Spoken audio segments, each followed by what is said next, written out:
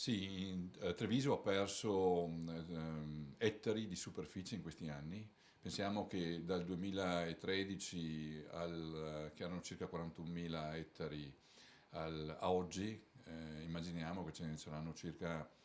25.000 e ne perderemo ancora nel 2016 sicuramente come superficie, per cui una forte riduzione di un prodotto che qui invece era storico. Il mais è alla base di tutta quella che è la produzione storica cerealicora di questa provincia, ma è anche il percorso necessario per l'alimentazione sia umana ma anche degli animali. Per cui è l'elemento su cui si basa poi la trasformazione dei prodotti che consumiamo, i formaggi, il latte, le carni, e è anche frutto di una conoscenza storica, cioè proprio di un patrimonio. Il rischio di perdere questo patrimonio, cioè di dover cercare da altre parti quello che invece qui si sa fare da anni ed è conosciuto e riconosciuto dal sistema. Beh, diciamo che a questo punto la carenza di prodotto genera ovviamente una ricerca e i nostri agricoltori, i nostri allevatori hanno bisogno di cercare prodotto che se non lo trovano a livello locale lo devono cercare sicuramente all'estero, per cui non conoscendo gli standard di produzione che per quanto riguarda questi prodotti importati, sicuramente noi siamo dell'idea che bisogna tener conto di questo aspetto. Sì, negli ultimi anni abbiamo posto a dimora un progetto a sostegno ovviamente delle produzioni di questo territorio, in particolare sul mais bianco,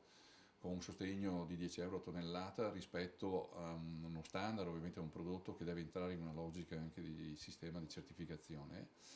proprio per valorizzare, per sostenere quelle che sono le produzioni e quelli che sono i riconoscimenti che questo territorio sa mettere in campo.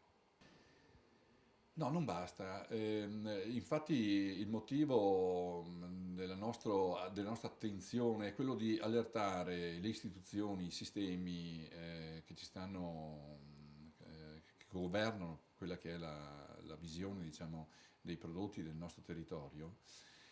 affinché vi sia un intervento, una progettualità a sostegno di questa esigenza, cioè del fatto di avere prodotti di base, in questo caso cereali, sufficienti per garantire tutto il processo di filiera, per cui della trasformazione,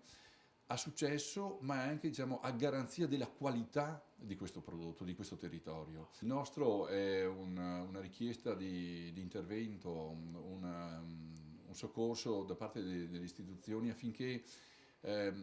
si rivolgano diciamo, al sostegno di questa produzione per evitare che vi siano incolti, per evitare diciamo, un deperimento del territorio. È importante che ci sia una visione di quello che è un valore che deve essere mantenuto, deve essere sostenuto, anche perché la condizione potrebbe essere contingente, per cui tra qualche anno potremmo anche ritrovare una nuova diciamo, disponibilità. Il rischio è che se andiamo a perdere oggi ancora superfici, non potremo trovare domani le conoscenze e le qualità che questo territorio ha sempre dimostrato per produrre questo elemento di base che sono i cereali per l'alimentazione nostra e anche degli animali.